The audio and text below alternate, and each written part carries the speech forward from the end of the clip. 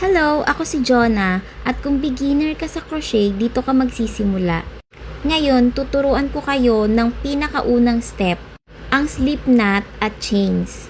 Una, gagawa tayo ng slip knot. Ito yung pinaka-start ng crochet. Kunin lang ang yarn, then gumawa ng loop, parang bilog lang, ganyan. Tapos, ipasok ang hook sa loob ng loop, kunin ang yarn gamit yung hook, then hilahin lang palabas.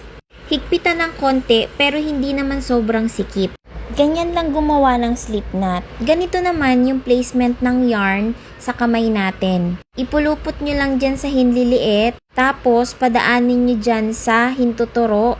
Then, ang mag-hold ng yarn is yung hinlalaki at saka yung middle finger. Ginagawa yan para sa tension, para kontrolado natin yung higpit ng yarn. So next is gagawa na tayo ng chains. Ito yung magiging foundation ng project natin. Mag-yarn over lang or ibalot nyo yung yarn dun sa hook. Tapos, pull through yung loop sa hook. Yan, may chain na tayo. Ulit-ulitin nyo lang yan, mag-yarn over, tapos pull through, tapos bawat ulit, dagdag ng chain. Tip lang, dapat hindi masyadong mahigpit o maluwag yung chains mo. Dapat pantay-pantay para mas madali sa next step. So yan ang pinaka-basic na foundation ng crochet.